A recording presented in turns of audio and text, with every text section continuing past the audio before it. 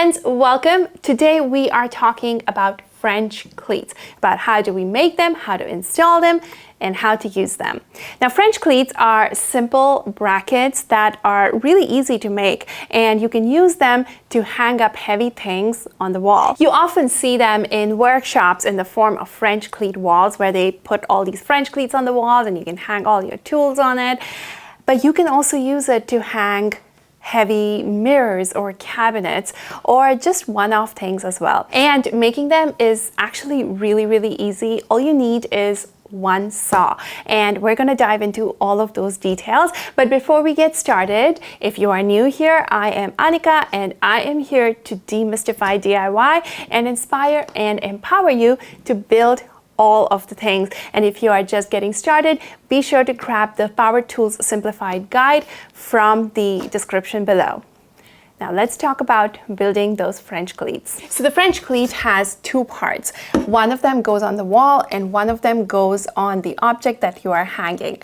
And the way this works is that each of the parts has a bevel angle cut into its face. And typically that angle is 45 degrees, which makes it perfectly complementary. So when you hang this on the wall with the bevel facing the wall, and you add this to the object with the bevel facing the object, and you bring it together and you hook them together like so, because the angles are completely complementary, it sits really perfectly in there. And because they are so long, the weight is distributed along a larger area, and it makes a really strong bracket. So essentially, with a French cleat, all you're doing is you are cutting these complementary angles in a board.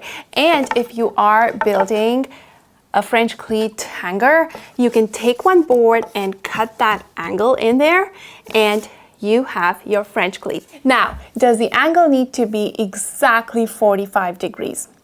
Well, ideally, yes, because that would make your French cleat extremely versatile. Now, if you are cutting a board today and you are going to be using both of those pieces in your project to hang your product, it's fine, even if you cut it at 46 degrees and the other angle will be 44 degrees. They are still complementary angles and they will still fit perfectly together. However, down the road, if you decide to put something else up on that French cleat, that will not work, because if you aren't able to dial in the exact angle that you cut originally, then you will not get a nice tight fit for the French cleat. So to future-proof it, you always want to try to dial in that angle to 45 degrees. So which lumber do you really need to be able to make the French cleats? Well, you could really make French cleats out of any sized board. You can use the 1-inch thick boards, or rather the 3/4 inch thick boards, or 3/4 inch plywood, or even the 2x, so the 1.5 inch thick construction lumber. The key thing to remember though is to make sure that your board is wide enough such that once you cut it up into a French cleat, you have enough space on the board to be able to add the screw in when you're installing it. So I have found that at least having about 4.5 inches or 5 inches is a good starting point for the width of the board. So you could use a 1x5, you could use a 1x6, you could use a 2x6, and you can obviously use a sheet of plywood. Now, plywood is definitely stronger and more durable than pine. So I usually like using plywood to make my French cleats, but you could also use the construction lumber, the 2x boards, if you want to build some French cleats. And those French cleats would be really strong and sturdy. So to make the French cleats, you're basically just making this beveled cut on the board. And you can do this with any saw, but a table saw and a circular saw are the two easiest ways to do this. The table saw is really the easiest, but if you don't have a table saw, a circular saw works really well. You could possibly do it with a jigsaw, and you can use the same technique that you use with a circular saw to cut it with a jigsaw. And I'm going to show you how to use a circular saw to cut it. But you could possibly use the jigsaw. However, making really long cuts with a jigsaw are not very recommended because the blade can warp and you don't really always get the most accurate cuts. So if there is no other saw available and you have to use a jigsaw, you can probably use it, but a table saw and a circular saw are probably your best bets. So let's talk about how to make French cleats with both of those. So first up, let's talk about making French cleats on the table saw. Making French cleats on the table saw is super duper easy. All you need to do is cut a piece of board that is at least 5 inches wide and then make that beveled 45-degree cut to make your French cleats. Let me show you how to do that.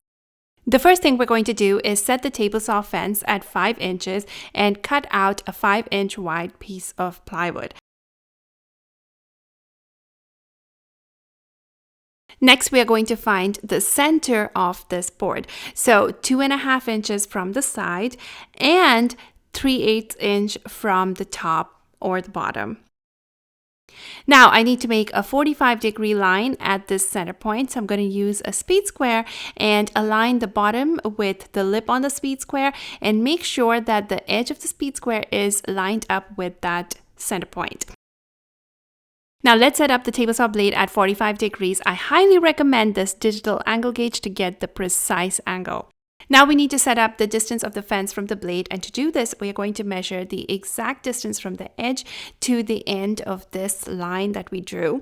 And in my case that is 2/16 of an inch. So I'm going to set that up on the table saw fence. And now I can go ahead and make that cut.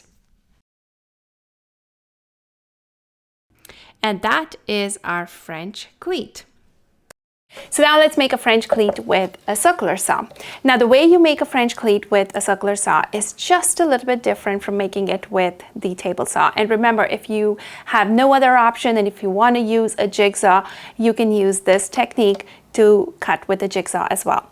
Now to make the cut, what we're going to do is we are going to first cut the 45-degree angle and then cut out the straight angle, so we create those two pieces of the French cleat. And to make those cuts, we do need a straight edge guide. So you can use a Craig straight edge guide, or you can use just a regular straight edge and use that to guide your saw against. Of course, you can totally do this with a track saw as well. So to set up for the cut with the circular saw, the first thing you need to do is you need to raise up your board off of the surface that you are cutting on, and I like to use a stack of 2x4s. So it's just a stack of two 2x4s, so it raises it up high over the work surface so my circular saw does not hit the workbench.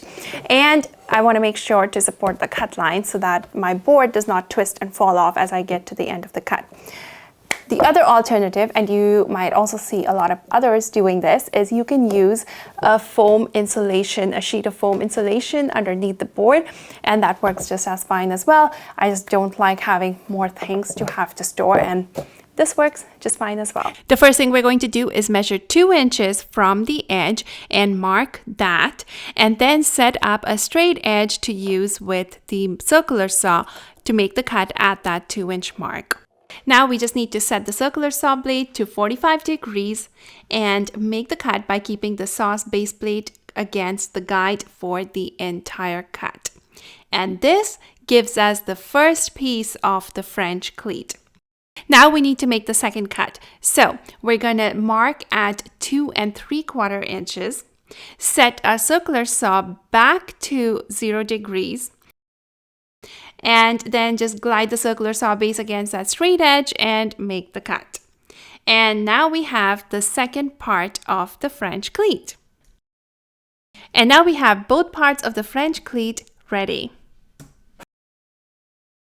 Now let's install these. The key is really finding those studs in the wall. So you want to measure exactly where they're located and mark a straight line. And I like to use a level to get that straight line on the wall.